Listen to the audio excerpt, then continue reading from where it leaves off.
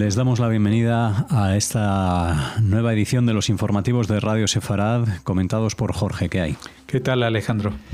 Comenzamos por los titulares del día.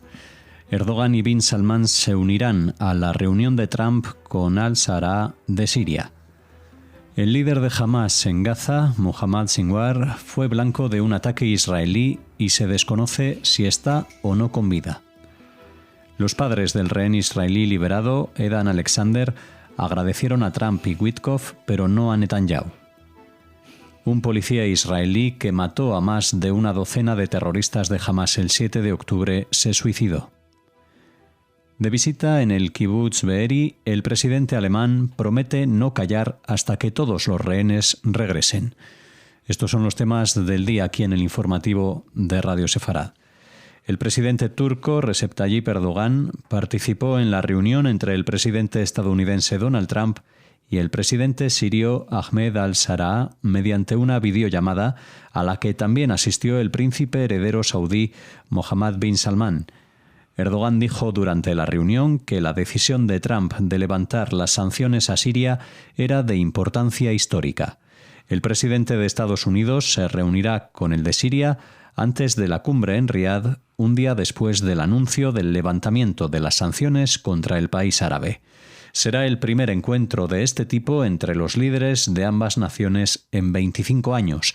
Al respecto, Trump dice que el líder sirio apoya a la normalización con Israel en el futuro, pero tienen mucho trabajo por hacer. Bueno, últimamente este tipo de noticias sobre Trump y sus evoluciones en Oriente Medio pues van a un ritmo vertiginoso. Ayer ya anticipábamos algo de esto, pero bueno, ya han hablado por teléfono y en estas horas que estamos hablando aquí por la radio, pues se encontrarán incluso personalmente, posiblemente creo que la reunión tiene lugar en Riad. Así que no solamente que se abre la veda, por decirlo de alguna manera, y el reconocimiento de Estados Unidos al régimen en Siria, sino que está prácticamente por incorporarlo al club de los países amigos de Estados Unidos, porque estamos hablando de que va a participar en la reunión en la que también está el presidente turco y su gran amigo, el príncipe bin Salman de Arabia Saudita, ¿no? Que es donde ha estado, luego ha pasado por Qatar, tenemos entendido. Las cosas van a un ritmo vertiginoso en esa zona y veremos si esto también afecta a otras negociaciones de Oriente Medio que tiene abierto el presidente estadounidense, como son con Irán y su plan nuclear, y si esto también afecta de alguna manera las negociaciones con Hamas en la Franja de Gaza, y me atrevería a decir que igual esto también puede llegar a tener implicaciones en el Líbano, un país con el cual pues Estados Unidos ha estado en relaciones diplomáticas, pero siempre condicionada por la presión del grupo Hezbollah en el gobierno del Líbano, también participando del mismo, y porque durante décadas pues el gobierno y el país del Líbano han estado sometidos a, digamos, los designios de su vecino que geográficamente lo abraza en todas las dimensiones, que es Siria, y que ahora pues entra en una nueva fase. Es decir, si miramos el mapa y ponemos señales en los países limítrofes de Israel, vemos que desde el sur, pues Egipto mantiene no solamente relaciones diplomáticas, sino que ha estado muy activo en las negociaciones para ceses de fuego, etcétera, etcétera, con Hamas en la Franja de Gaza respecto a Israel. Luego tenemos a Jordania en el este, que también mantiene relaciones diplomáticas desde hace bastantes años. Y ahora pues el norte pues puede que adquiera una nueva dimensión y deje de ser un frente realmente peligroso. Lo que todavía queda es esa sección de de frontera muy, muy finita, porque es prácticamente un punto en el sur de Israel, frente a Eilat, la costa de Arabia Saudita, y eso también lo comunica con el resto de la península arábiga, y eso también implica al país de Yemen, que ya saben que allí hay una minoría que ataca no solamente al gobierno del país yemenita, sino también a Israel, que son los hutíes, pero que también están dentro de estas posibles ecuaciones que está trazando Donald Trump en la zona y que están afectando y afectarán de manera bastante importante a Oriente Medio. Y la pregunta es, ¿cómo saldrá Israel de todos estos cambios? El líder de Hamás en Gaza, Mohammad Sinwar, fue blanco de un masivo ataque aéreo israelí en un hospital en el sur de la Franja de Gaza el martes por la tarde, aunque no se ha confirmado ni desmentido su muerte tras haber atacado a operativos de Hamás en un centro de mando subterráneo perteneciente al grupo terrorista situado bajo el Hospital Europeo de Han Yunis. El ejército también difundió imágenes de las secuelas del ataque. El vídeo muestra que el ataque israelí había descubierto el túnel bajo el hospital, aunque algunos señalan que lo que aparece es una escuela adyacente y no el centro médico.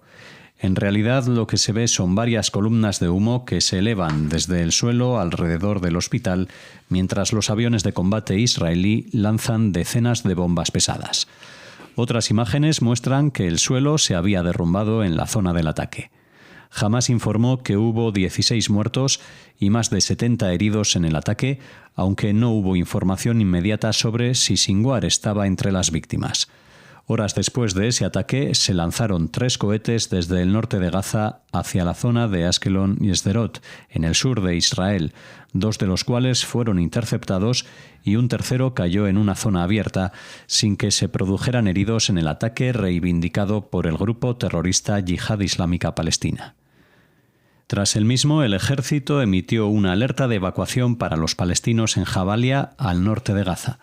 Sinwar, un alto comandante militar de Hamás, es el hermano menor del ex líder de Hamás en Gaza, Yahya Sinwar, quien fue eliminado por Israel en el sur de Gaza en octubre pasado.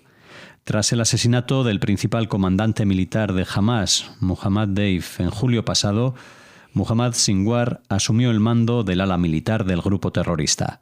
Posteriormente, tras la muerte de su hermano mayor, Sinwar se convirtió en el líder de facto del grupo terrorista en la Franja de Gaza.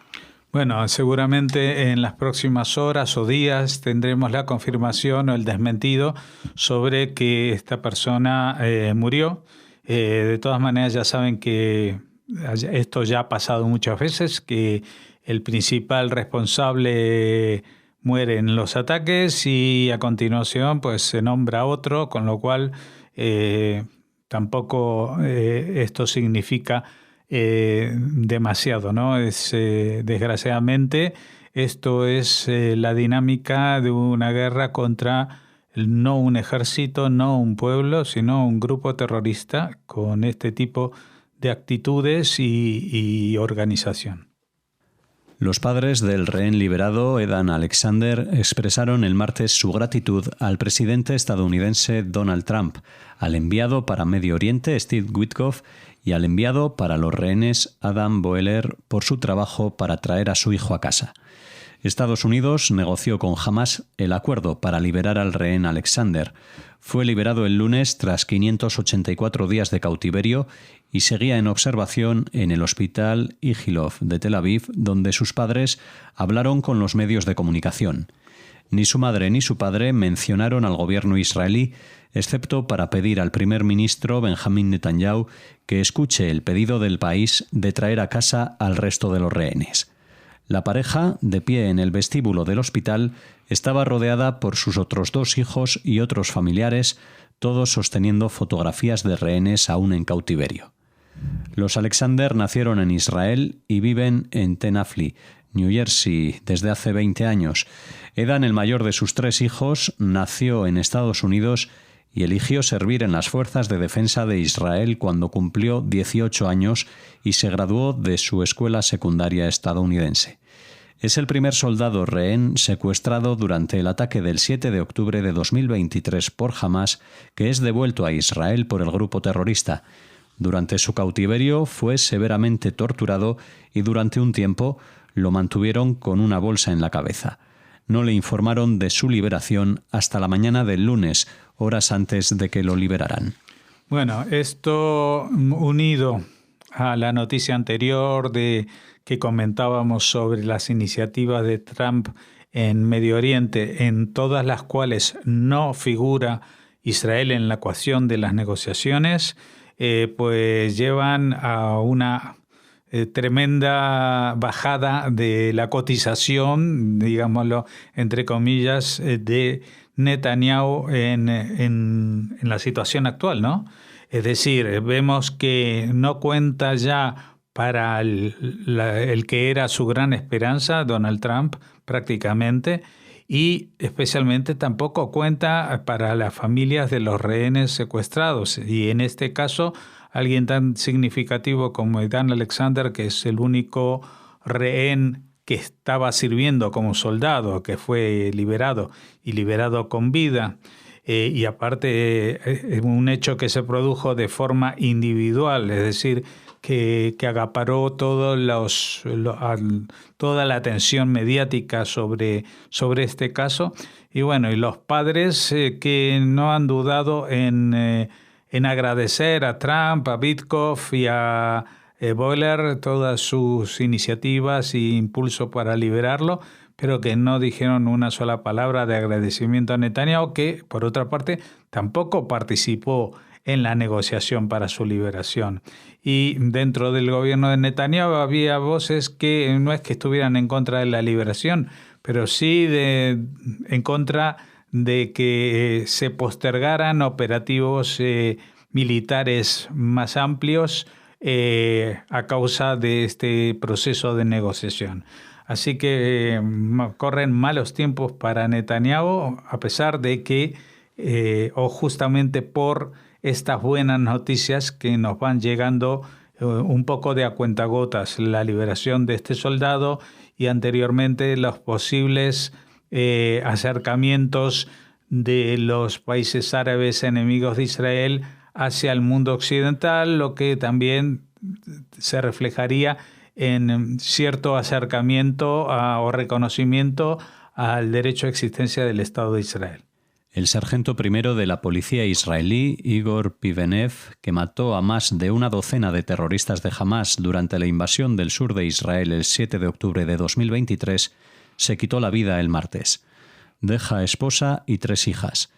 Al enterarse del ataque de Hamás del 7 de octubre, Pivenev salió de la comisaría de policía en Hebrón y condujo hasta su casa en Yated, una granja comunitaria cerca de la frontera con Gaza. De camino, eliminó al menos a 13 terroristas de Hamás tras encontrarse con los 2 primeros cerca del cruce de Urim. Detuvo su coche al oír el sonido de las balas, los identificó y los abatió a tiros. Minutos después, otros 2 comenzaron a dispararle, lo que lo involucró en un breve tiroteo. Después de verlos caer sin moverse, regresé a mi coche y seguí mi camino, declaró en una entrevista con la oficina del portavoz policial. A continuación, mató a otras 9 personas, varias de las cuales se dirigían al kibutz Nir Yitzhak. Después de reunirse con su familia en Yated, salió nuevamente para unirse al equipo de seguridad voluntario de esta población. Hace 3 meses, la esposa del ahora fallecido publicó en las redes sociales sobre las víctimas silenciosas del 7 de octubre, refiriéndose a quienes luchan con la culpa del sobreviviente y el trastorno de estrés postraumático tras la masacre.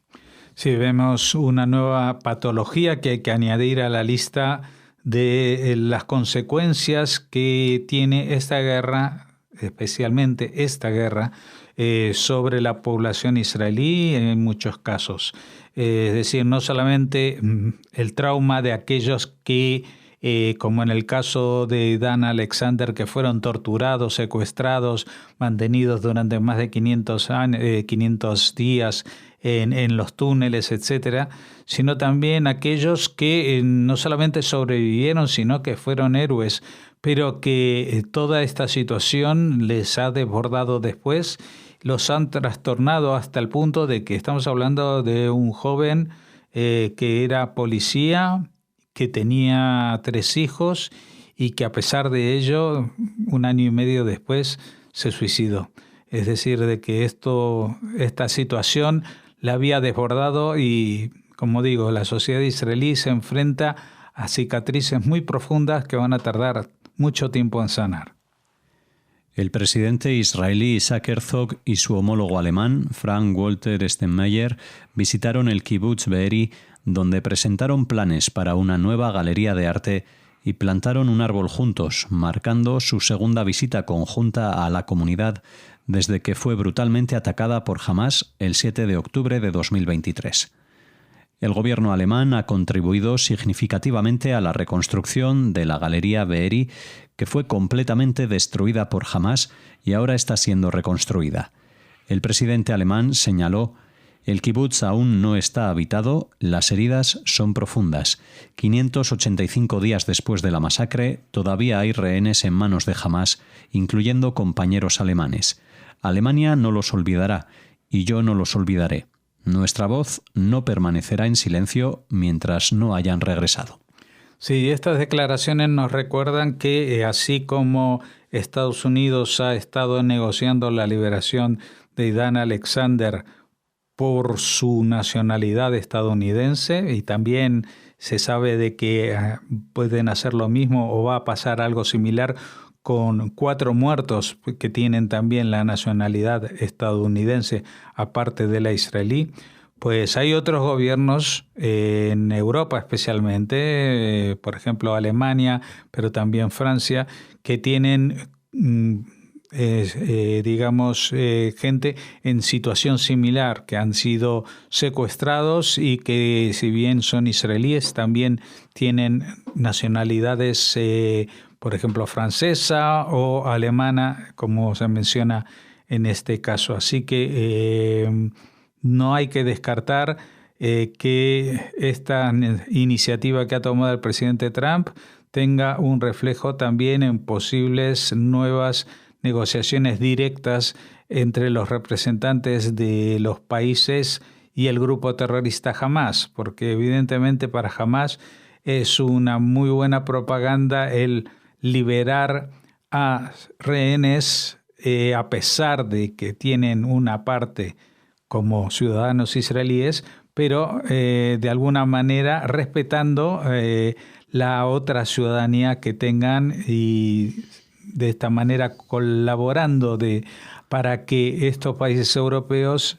le estén agradecidos de alguna manera y pues influyan en las posibles futuras negociaciones sobre lo que va a pasar con la Franja de Gaza cuando acabe esta guerra, que es algo que es muy difícil, cada vez más difícil de saber cuándo ocurrirá. Aquí terminamos el informativo de hoy en Radio Sefarad. Les esperamos el próximo viernes por ser festivo, el 15 de mayo en Madrid.